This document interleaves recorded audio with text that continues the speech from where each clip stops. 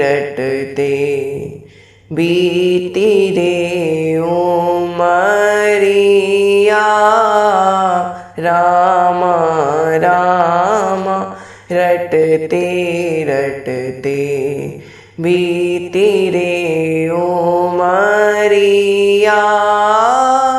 रघुकुल नंदन कब आओगे रघुकुल नंदन कब आओगे भिलनी की डगरिया राम राम रटते रटते। तो जिस प्रकार पिछले भाग में हमने जाना कि कैसे मंथरा दासी महारानी कैकेयी को भड़काती है और यहाँ पर महारानी कैकेयी भी मंथरा दासी के षड्यंत्र में फंस जाती हैं और महारानी कैकेयी की बुद्धि भी भ्रष्ट हो जाती। यहाँ पर जो महारानी कैकेयी हैं वो पहुँच जाते हैं को भवन में। अपने जो बहुत सुंदर सा वस्त्र पहना हुआ था उसको हटाकर काली साड़ी पहन लेती हैं। अपनी जो जटाएं थीं यानी जो उनके केश थे बाल थे उनको खोल लेती हैं। इसके पश्चात अपने जितने भी आभूषण उन्होंने पहने हुए थे उन आभूषणों को फेंक देती हैं, ज़मीन में बिखेर देती हैं और बिना किसी गद्दे के किसी बिस्तर के बिना ही ज़मीन पर को भवन की लेट जाती हैं। यहाँ पर एक दासी को बुलाती हैं और कहती हैं दासी जाओ और महाराज दशरथ से जाकर ये कहो कि उनकी प्रिय रानी कैकेयी ने उनको यहाँ को भवन में बुलाया है। तो यहाँ पर जो दासी है वो जाती है और महाराज दशरथ को बुलाने के लिए पहुँच जाती है। यहाँ पर अब महारानी कैकेयी ने भगवान श्री राम को वनवास क्यों भेजा था, इसके क्या क्या कारण हैं, इसके बारे में हम आज के सत्र में जानेंगे। तो आइए आज की कथा को आरंभ करते हैं।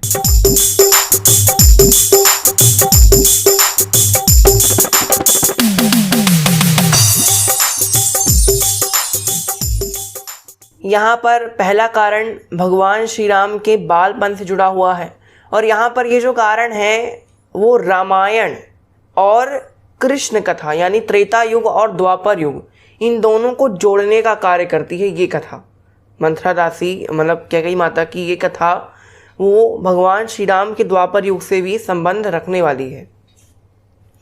यहाँ पर पहली कथा के अनुसार जब भगवान श्री राम बहुत ही छोटे थे यानी वो केवल बोल सकते थे, चल सकते थे और उन्हें कुछ पता नहीं था, बस वो खेलते थे, बहुत छोटे हैं।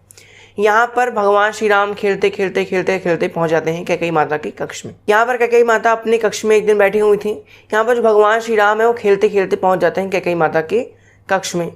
यहाँ पर भगवान श्री राम पीछे से धीमे धीमे आते हैं और कैकेयी माता की आँखें अपने दोनों हाथों से इस तरह बंद कर लेते हैं। यहाँ पर जब आँखें इस तरह बंद कर ली, अब यहाँ पर कैकेयी माता सोच रही है कि ये कौन है। तब यहाँ भगवान श्री राम आवाज़ बदल के कहते हैं कि बताओ मैया कौन हूँ मैं, बताओ मैं राम हूँ, लक्ष्मण हूँ, भरत हूँ, शत्रुघ्न हूँ। तब यहाँ पर जो कैकेयी माता हैं वो भी उनके साथ खेल खेल में ही कह देती मुझे नहीं पता तुम कौन हो। वो भी उनको जिताने के चक्कर में कि वो जीत जाएं तो वो कहती हैं कि मुझे नहीं पता तुम कौन हो, मैं हार गई। तब यहाँ पर कैकेयी माता को ये सा सुनकर भगवान श्री राम सामने आते हैं और यहाँ पर कैकेयी माता से कहते हैं कि मैया अब तुम हार गई हो, अब मैं जो कहूँगा वो तुमको करना पड़ेगा। ऐसा नियम होता ना कि भाई पीछे आ गए हम, आपकी आंखें बंद कर ली, अब आपको बताना है कि हम कौन हैं। अगर आप बता पाए तो ठीक है, अगर आप नहीं बता पाए तो आपको हमारा वो काम करना पड़ेगा जो हम आपसे कहेंगे। तब यहाँ पर राम जी भी यही नियम बताते हैं। तब यहाँ पर माता कहती हैं बताओ राम तुमको क्या चाहिए, क्या काम है, मुझे क्या करना है बताओ। तुम्हारे लिए कोई पकवान बनाने हैं या फिर खिलौने डाले हैं या फिर तुम्हारे साथ खेलना है या तुम्हारा श्रृंगार करना है। हमें भगवान श्री राम कहते हैं कि मैया आपको ये छोटे छोटे कार्य नहीं, एक बहुत बड़ा कार्य करना है जो इतिहास में एक बहुत विशाल कार्य के रूप में जाना जाएगा, मैंने एक बहुत बड़ी घटना के रूप में इसको जाना जाएगा। आपको ऐसा कार्य करना है और करना पड़ेगा, मतलब करना होगा, अभी करना नहीं है, आगे आपको करना होगा। तब यहाँ पर कैकेयी माता कहती हैं कि तुम पहेलियाँ मत बुझाओ, तुम साफ साफ बोलो तुमको क्या करना है, क्या करना है, क्या काम है। तब यहाँ पर भगवान श्री राम कहते हैं कि मैया अब तुम मुझे ध्यान से देखो।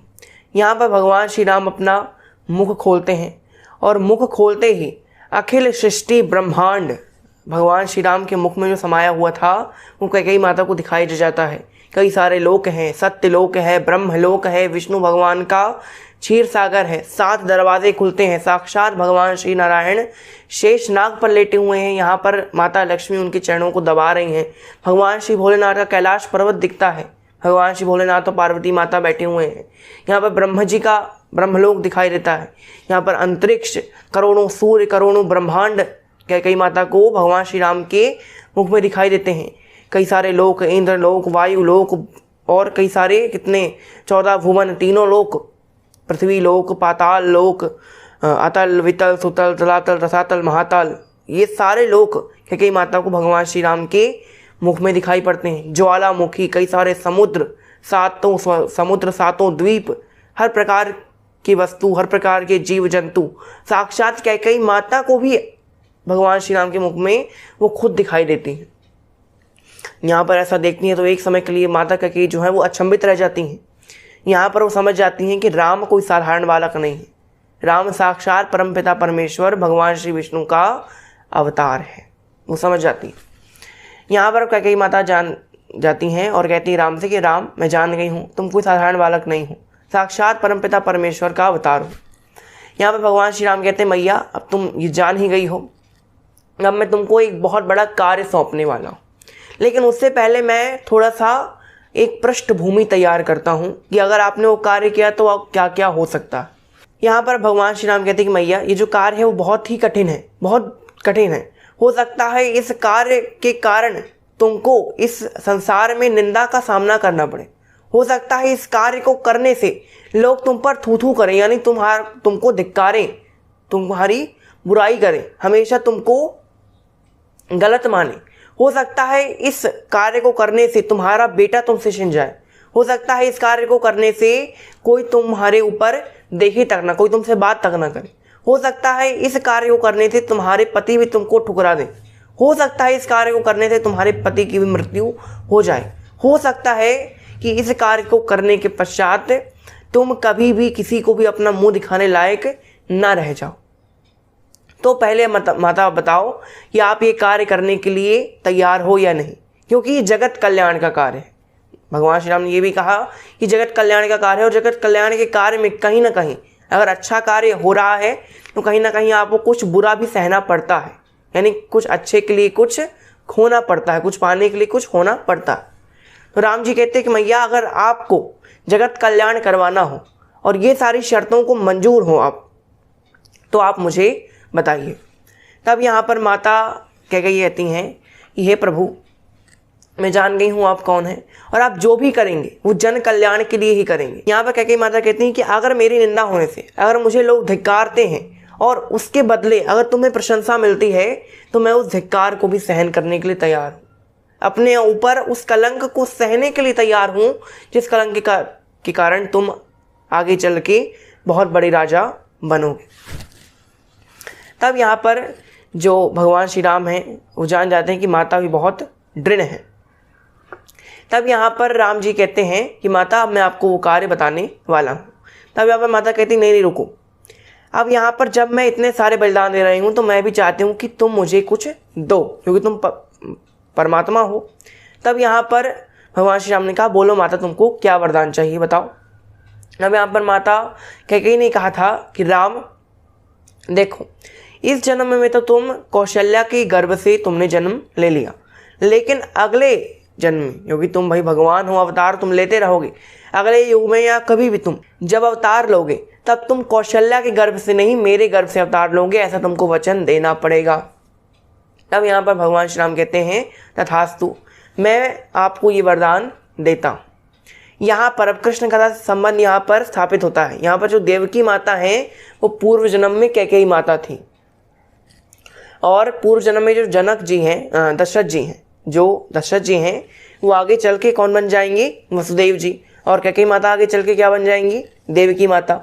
और वसुदेव और देवकी की संतान होंगी साक्षात भगवान श्री कृष्ण।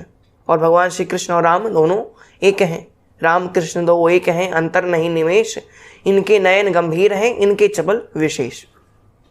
तो उसी प्रकार यहाँ पर राम जी ने कहा, अब माता आप मेरी बात ध्यान से सुनो। जब मैं बड़ा हो जाऊँगा, बड़ा होने के पश्चात जब मेरा विवाह हो जाएगा, विवाह होने के पश्चात जब पिताजी मुझे राजा बनाने के लिए उद्यत होंगे जब वो मेरा राज्याभिषेक करने वाले होंगे। तब उस दिन की एक रात पहले तुमको पिताजी से क्या कहना है कि आपको मेरे लिए वनवास मांग लेना है। माता कहती है अरे वनवास, वनवास क्यों? आप तुम मेरे साथ रहो, वनवास कैसे, क्यों? मुझे बताओ, पूरा कारण बताओ। तब यहाँ पर राम जी कहते हैं देखो माता, मुझे रावण जैसे कई सारे अत्याइयों का अंत करना है। रावण है, कुंभकर्ण है, इन सभी का मुझे अंत करना है। क्यों अंत करना है? देखिए इससे महाराज दशरथ का ही फायदा है। देखिए महाराज जो दशरथ हैं वो एक तरह से पूरे पृथ्वी के राजा हैं और पूरी पृथ्वी में यहाँ जो रावण है वो आतंक फैलाए हुए, यानी लोग दुखी हैं। और जिस राजा के राज्य में प्रजा दुखी होती है उस राजा को आगे चल के नरक मिलता है। तो दशरथ जी को नरक ना मिले इसलिए मैं चाहता हूँ कि मैं पहले इन सारे असुरों का अंत कर दूं, राक्षसों का अंत कर दूं, जिससे मेरे पिताजी की गति जो है वो अच्छी हो। इसलिए मैं ऐसा करना चाहता हूँ। इससे ये सारा जन कल्याण होगा, लोग बच जाएंगे, जो लोग पीड़ित हैं उनकी पीड़ा दूर हो जाएगी, उनके कष्ट दूर हो जाएंगे, कई लोगों का उद्धार हो जाएगा। इसलिए मैं वन जाना चाहता हूँ। अब यहाँ पर कौशल्या माता कहती हैं राम ठीक है, अब यहाँ पर दूसरों का उद्धार अगर हो रहा है तो उनके उद्धार के लिए मैं अपने ऊपर इस बड़े से कलंक को रखने के लिए तैयार हूँ, अपने शीश पर इस कलंक को धारण करने के लिए मैं तैयार हूँ। यहाँ पर कैकेयी माता को इतना बड़ा बलिदान जो आज तक कोई नहीं जानता, लगभग बहुत कम ही लोग जानते हैं जो कैकेयी माता ने ये बलिदान दिया, वरना जो आधे ज़्यादा लोग हैं वो कैकेयी माता को क्या बुरा समझते हैं। लेकिन कैकेयी माता बुरी नहीं थी, बुरी थी मंथरा दासी। तो यहाँ पर ये पहला कारण यहाँ पर समाप्त हो जाता है।